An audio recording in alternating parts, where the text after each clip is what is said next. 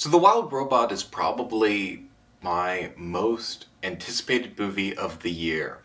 I'm a huge fan of Chris Sanders' work generally. Lilo and Stitch is probably, no, definitely one of my favorite movies of all time. So I was really looking forward to this. I think I admire a lot about Chris Sanders' way, methodology and creativity, and the way that he approaches things, and I think he has a lot of great ideas. I went in with that expectation. A lot of people love this movie. I'm gonna give you a spoiler. It really didn't connect with me. But I want to talk about that. Gonna talk about a lot of things. I have a lot of thoughts. Just saw the movie. Two addendums. One, there was a kid, or tween, I guess, in front of me in the theater who was on their phone like the entire movie. It was really annoying. It wasn't loud, but their screen was really bright. It took them way too long to turn the brightness down. At one point, towards the end of the movie, I desperately had to get up to use the bathroom. I could not hold it, so I missed probably about maybe a minute, maybe 2 minutes maximum. I was sprinting. I didn't want to miss anything. So going into it, I love the visual style. I think it's gorgeous. There's a ton of really great, well-constructed visuals. In fact, to the degree that a lot of the movie feels almost like it's structured around visual moments rather than narrative ones. There's scenes that aren't even necessarily of very high narrative importance that get a really spectacular, carefully constructed visual presented to you with this bombastic musical score, and it highlights it in a very effective way from a visual standpoint. I just think it's interesting that it seems like a lot of the thought process was very much visuals first. At least that's how it came across to me as a viewer. But what I will say in experiencing the movie is, as it continued, what became the critical issue, at least from my perspective, is that I don't really know if it earned the moments that it had. It's a hard question. It's a hard type of thing to discuss, because what works for a different person, what works for one person will work for different people. And I can definitely feel the passion and the desire and the love that went into it. But ultimately, when I came out of it, I felt like a lot of the characters don't seem to have that much going on for them. There will be some. I'm just gonna spoil stuff in this. So if you don't want spoilers, go watch the movie. I think it's worth watching for the visuals. At the very least, it's worth watching for the visuals. Most people seem to love it, so I would advise you to go check it out. And I want more movies in this vein to be released. But right. So what I was getting at is, essentially, there's a lot of moments that I forgot what I was talking about. What was I talking about? So a lot of the characters in this movie feel like they exist to give a motivational message or encourage the main character in some sort of capacity. They're very role-based characters. Everyone seems to fill their very specific archetype or role. And yet I couldn't help but feel like I didn't really know much about them outside of that. Now, granted, they're animals, so you have a little bit of justification there, but that also raises its own bag of questions, which is the kind of thing that if you're a kid watching a movie, you won't really question. But watching it as an adult, I'm like, how do they make this animal society work? There's there's predators and prey sort of hanging out together and getting along, and they make it work, and it becomes a little bit like Kumbaya, but what is exactly the ultimate message that you're getting at with this? The actual fundamental lore, I suppose, of the world feels a little underdeveloped. In a similar extent, there's a sequence where the ducks are migrating and they come into this big farm area to escape from a storm. It's like the first point that you really get into the human world, because you see almost no humans in the whole movie. They're very much like a footnote. They're not really relevant at all. And while they're there, the ducks are identified as intruders, and then these big laser robots come out and they start shooting lasers at the ducks and destroying the farm in the process.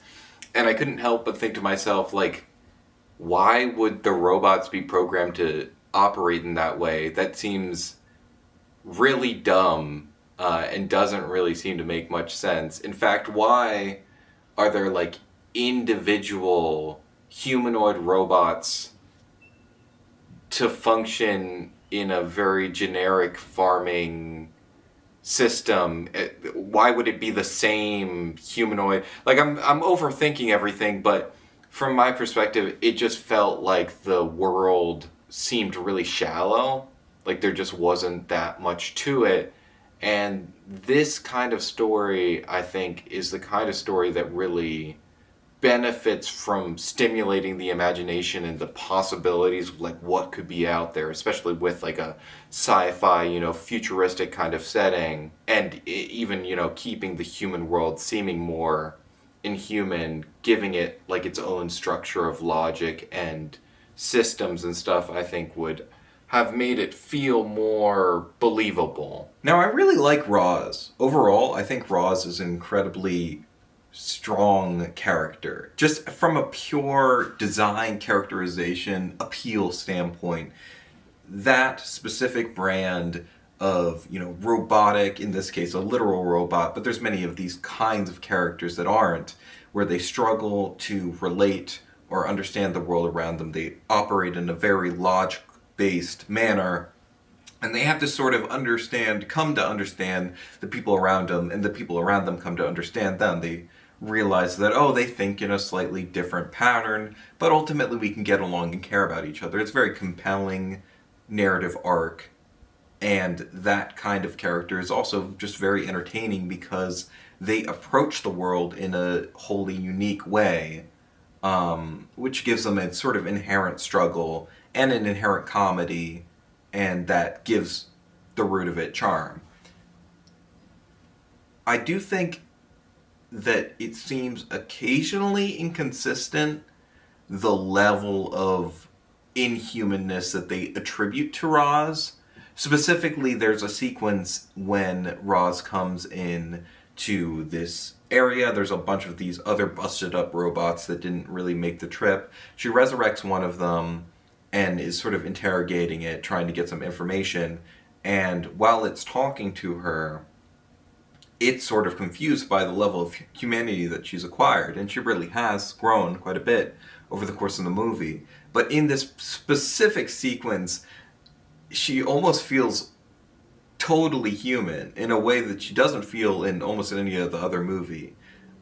She has like a very impassioned moment where a lot of like emotion comes out in the speech itself, and there's a lot of lines that feel really, I don't know how to put it, almost baity. Like when the robot asks, it's like, what? It's something in the vein of this, like, what could bring you to this level of change?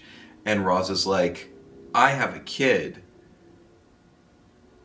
And that really strikes me as a line that's for the audience more than the characters. Obviously everything's in service to the audience, but it comes across as a line that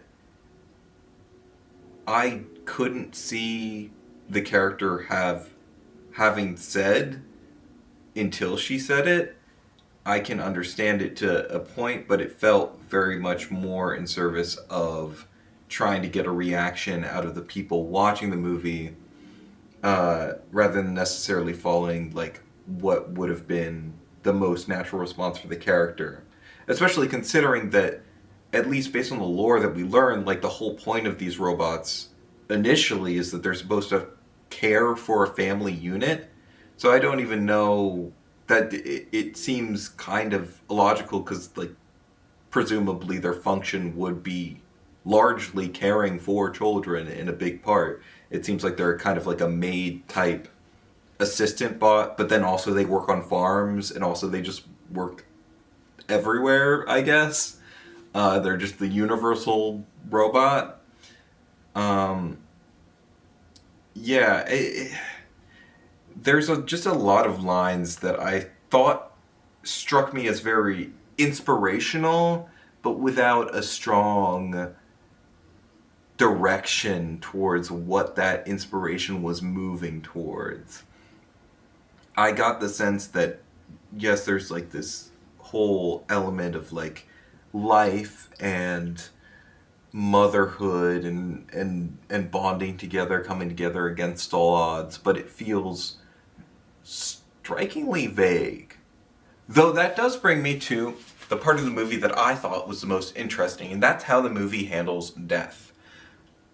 The movie has a really weirdly casual and coy relationship with death in a way that I think is uniquely interesting and really cool. Um, Especially at the beginning of the movie, because of the nature of them being animals, it sort of just approaches it as is. Like, the animals talk, they have feelings and lives and everything going on, but then also they just eat shit. Like, that's just how it works. They're very casual about that. Especially, like, there's a scene earlier on where it's the possum, and a bird swoops in and she thinks one of her kids dies, barely cares. She's an animal. That happens all the time, right? They're used to it. She seems to love her kids, but also, like, they're animals. That's just, that's part of life for them. Or when the Pedro Pascal fox grabs up a crab that Ross just saved, tosses it into boiling water and eats it in front of us after we just saw her save it and got, a small bit of attachment to this thing. That side, I think, is interesting because I appreciate movies that are able to treat death and loss in a just a way that it's like it's something that exists, and it's weird to be afraid to really show it. Now, that's where my big asterisk is, because what kills me is the fact that it feels a little afraid to go all the way with it. It's there, but am I crazy? I want to traumatize kids. I don't know. Maybe I'm crazy. In a way that, like, for example, to give an example, the major starting element, right, is that Roz falls down this big cliff. She crushes a nest by accident in the process, and there's only one egg left, which she saves and ends up raising that duckling. Now they have a conversation. She has a conversation with the fox, and the fox is like, "Oh, you shouldn't tell the duckling. They're too young. You shouldn't, like, just tell them that you killed their family." Because she's about to. She basically just says it outright, but the duckling's too young to understand. Then it flash forwards to the duckling basically being matured and has this realization scene when it tries to talk to the other ducklings. They're like, "Oh, you know that robot killed your family, right?" And he's like, "What?" And then he's really mad. And we, like, missed this whole in-between part where the duckling would have questioned this or asked we basically skipped from Roz being willing to tell and the fox being like, "You should wait," and then the duckling being so, like, distraught, or I guess the duck and the adult being so distraught and really hurt over this loss that feels so, in terms of the movie, only functional. We never really see the points in time where he's grappling with the loss of that kind of relationship in his life. It's basically the point that he realizes he's lacking that relationship is also the point where he has the revelation like they happen at the same time. So it doesn't feel like it's like something that's been a big cause for emotional struggle. Now, I do like the way that he copies the mannerisms of Roz. I found that really charming and captivating, and I thought that was an interesting example of like the way that he's different from everyone else because of his circumstances of being raised. I just felt like I would have liked to see more into the way that he feels about his day-to-day life. We skipped like a huge part of his life. In some ways, it kind of reminded me a bit of Bambi. In the same structural way, you have Bambi's setup. They have their very young life. You see a little bit of that. Then they experience a great loss. Then we flash forward a significant amount of time, and we see them at a further stage of maturity. But this movie kind of inverts that a little bit because they experience the loss super early, and then we don't get the sort of response to it until after the flash forward. So we don't see as much of the direct, I guess, moments of struggle. And that's how I think my issue is that I think a lot of the scenes feel like they're trying to accomplish narrative purpose without building the direct like character relations, even though the movie is ultimately very much about the characters. Like, I think the narrative element is pretty basic, not even in a bad way. It's just like robot comes, raises duck, evil human robots want to take robot back, but she's attached to the duck. She's found her family, she's grown, she's become, a living creature basically, and she wants to stay. It's very simple. You really could pitch this in like a single line. And I'm curious what elements, like how like closely it holds to the story that it's adapting, because I've never read it. I honestly have no idea. I just found that a lot of it seems to be missing those in-between moments, those moments that are not necessarily important, but they build the emotional context for what is the important moments. In a similar sense, I think that the musical score was just a bit heavy-handed in a lot of it. It's very, very, intense, like building, swelling, schmoozy strings and brass and everything. It's coming at you 100% of the time. I think I found it just a little bit emotionally exhausting, to the degree that I couldn't find my real emotional entry point into connecting with everything that was happening. Especially connecting with the characters that aren't Roz. I think Roz is pretty compelling.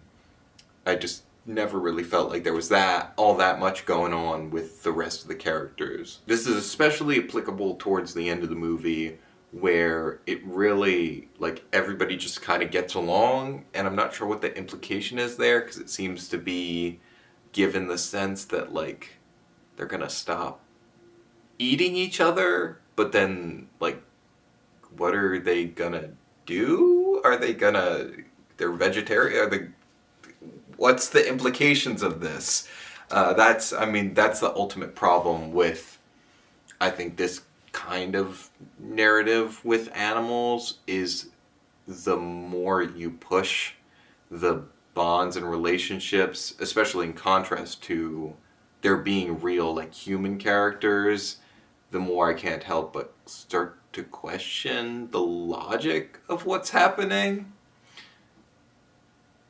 I don't know. I feel I feel weird about it. I think this movie gave me the sense that it wanted to represent the beauty of being alive and purpose and community, but it didn't quite have the answer to me as to why that's so important and meaningful. It got close to the territory of especially at the beginning, almost exploring this idea of like the unconscious, where the concept of rather than on an individual level we all have value, but rather that we're all part of a collective unconscious, that our actions as a unity progress the being that is humanity, or I guess in this case just, a creature that has will and purpose and love, that as an entity exists, it propels itself forward, they're there to protect the island. The island is a representation of their collective. And I appreciate that idea conceptually, especially with the casual nature of death, because death is just a part of the wholeness of it. Isn't dead, it's just a little piece that is stopped existing, but it's all part of a cycle that perpetuates itself. It's a interesting way, philosophical perspective. I think it's a cool way to look at things, and would be interesting if it was explored, I guess, maybe more literally. I think an example of what I mean in terms of exploring that idea of purpose is there's this beaver character that they established pretty early on, and it's a bit of fun little setup for later on in the movie, where he's digging away at this tree. It's a giant tree, and the fox is like, he is crazy, he thinks he's gonna knock down this tree. Wood for brains, absolute dumbass, does not know anything, and he's like, oh, you'll see, that's what he's saying. Everybody's laughing at him, no one believes in him. And in the climax of the movie, they ultimately knock down this tree to defeat the big bad human robot whatever, and he's like, haha, you better apologize and say I'm right. And he's like, oh, you're right, you're so right, we all bow down to you, you're so clever for trying to knock down that big tree. And I honestly think that in giving it a narrative purpose, it kind of sacrifices the thematic purpose.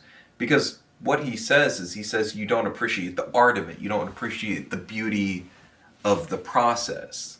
And there is a beauty to the process if the act of very carefully knocking down this giant tree is something that gives you purpose, that feels meaningful and profound, like an important thing, then it is. That's kind of the beauty of being alive, and that's the kind of thing that I love to see represented in terms of the way that we find meaning in our lives. If it was just purely a thing that he's doing for himself, people think he's crazy, no one believes in it, but he finds value in it, and therefore it has value. But giving it this literal material value in the narrative context, I think, gives the implication that he was just right because it ultimately had a material value. They should have just trusted the process. It was going to work out into being something valuable to them in the end.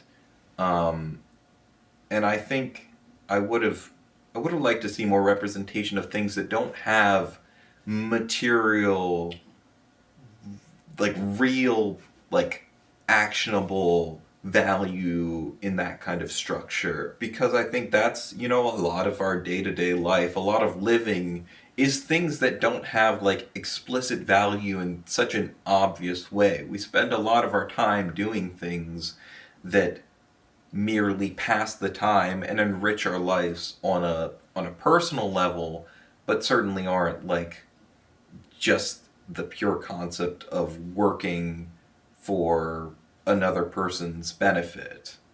We spend a lot of time on that too, but life's a multifaceted thing. Yeah, I don't know. I think it's an interesting movie. I wish that it had been fleshed out and explored more. I certainly wish that it was less scared to explicitly just straight up have characters lose something in a way that felt heavy.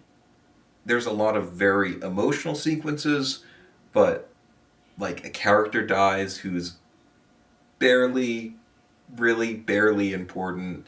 They fake out Roz being dead. Unfortunately, it's not really that labored, but there's a lot of like implication of their separation, but they still have to keep that tease of them, being reunited at the very end. They can't commit to the sense of separation and true loss.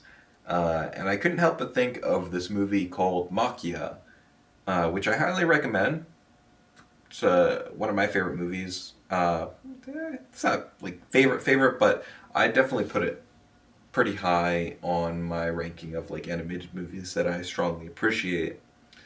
But that movie very much commits to the sense of loss and how we grapple with that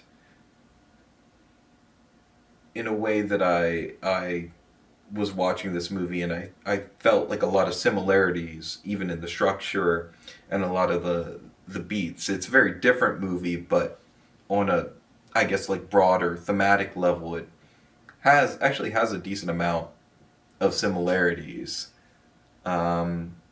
Maybe I'm asking too much. I don't know. Maybe I'm rambling. Maybe this doesn't make any sense.